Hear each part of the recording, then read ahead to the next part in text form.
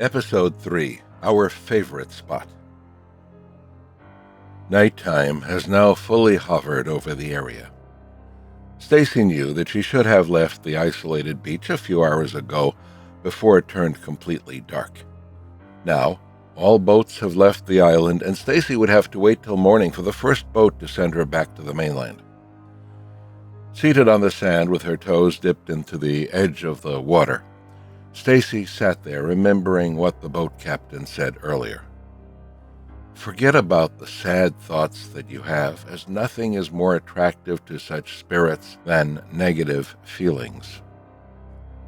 The captain also advised Stacy that it is best to not stay there past dusk. But caught in her own thoughts, she didn't want to move anywhere. She just wanted to stay there, just a little longer. With it being almost completely dark, Stacy was rooted to the spot for the night while feeling the grounds around her to make sure that there was nothing crawling towards her. Forget any sad thoughts, huh? Stacy whispered to herself after recalling what the captain said. But how do I do that when the most important person in my life is no longer here? Continued Stacy. That was when Stacy suddenly felt someone coming over, causing her to feel slightly panicked as she couldn't see her surroundings. Hearing the panicked movements of Stacy, a man's voice called out, "It's okay, relax. Really, I'm here all the time to gather my thoughts, too." Still unsure and hesitant, Stacy asked, "You came all the way out here to gather your thoughts?" "Yes, this is a great place to ponder over your troubles and let them ease their way out of your thoughts. How about you? You're having troubles as well?" replied the man as he slowly sat down near Stacy, facing the same direction as Stacy, outwards towards the sea. "Don't we all?" Stacy replied. After a moment's silence, the man asked, "So, what's troubling you?" Upon hearing that, Stacy is hesitantly replying. The man continued, "How about I start with mine first, then? I lost my wife a few years ago to cancer." Slightly startled with what was said, but less afraid now, Stacy replied, "Wow, I'm sorry to hear that. That must have been really tough. How did you manage to move on?"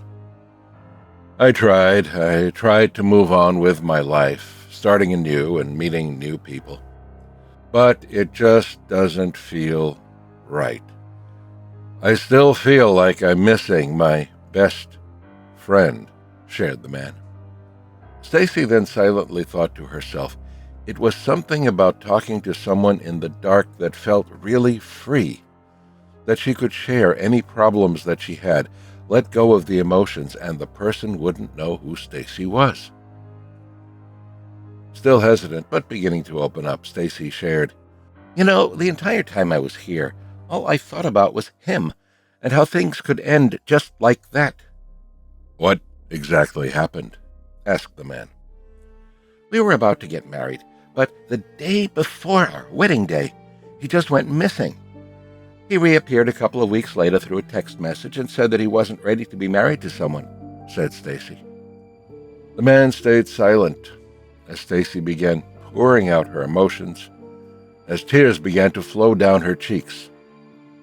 "What went wrong? I treated him really well. I showed him love, care, and was there when he needed me. How was he able to go from loving me wholeheartedly to seeing me as completely nothing?" Both Stacy and the man momentarily stayed silent as they absorbed the conversation that they had. Breaking the silence, and now eager to change the subject, Stacy asked as she wiped her tears, "Why here, though? Why do you have to come all the way here to remember your wife?" "This place is special for the both of us, since this was the first place we went on our honeymoon, and my wife loved it. And it was here that I spoke to my wife for the first time since she passed on," explained the man. Slightly shocked by what the man said, Stacy went on and asked, "You can speak to spirits?" "Yes, I haven't done it much, but when my wife passed on, I did it because that was my only way to communicate with her," said the man. Still feeling a little scared, Stacy asked, "Is she still here?" "Don't worry. She has moved on to a better place now. But even if she was still here, she wouldn't hurt you. She has never been that sort to harm people," said the man. "I guess this place is special for the both of us. He proposed to me here, shared Stacy. Stacy continued and asked, "So how did your wife finally move on?" "I told her that it was time for her to let go, that it was time," said the man. A short, deafening silence then filled the air before the man spoke again. "And Stacy," said the man as he momentarily paused. "Wait, how do you know my name?" interrupted Stacy. "It is time for you to let go as well," continued the man. As Stacy repeatedly asked the man how he knew her name, Stacy began to feel herself slowly fading into the air, coming together with the chilly wind that once surrounded her. "Stacy, now listen to me. Do you remember how you got here?" asked the man, now with much more urgency in his voice. "You went into the water, remember?" continued the man. "Yes, I dipped my toes and the water felt warm. It went up to my knees and then stomach. And then I remembered drowning," explained Stacy, now starting to sound weaker as she went on. "Yes, Stacy. You killed yourself after your fiancé, David, left. Now, Stacy, it's time for you to move into the light," said the man. I can't leave David," sobbed Stacy. "You have to, Stacy. You have to let him go," said the man. "David, please don't forget about me," called Stacy in a weakening, whispering voice, still sobbing. Within a few seconds, Stacy's physical being completely dissolved into thin air. The man, named Mr. Thompson, continued sitting there beside David, who had no clue or saw anything that had just happened. All David saw was a glimmer of yellow light floating right in front of them before eventually disappearing. "Was that Stacy? Did she finally let go?" asked David. "I think so," said Mr. Thompson. "Why couldn't she see me?" asked David. "Because she was so caught up in her grief, David. She could see me only because I truly reached out to her," said Mr. Thompson.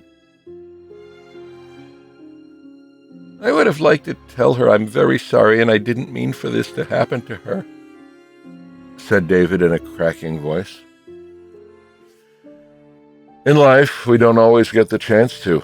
So, from now on, whichever path you choose to take in life, David, always remember that your actions may lead to someone else's consequence," said Mr. Thompson.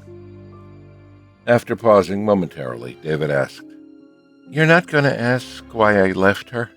"It's no longer important.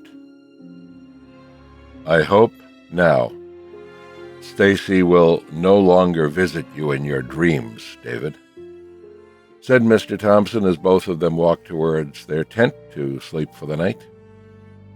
They left the next morning, for the very last time, from their favorite spot. How about you? Which do you feel is worse? Being left by a loved one while alive, or through death?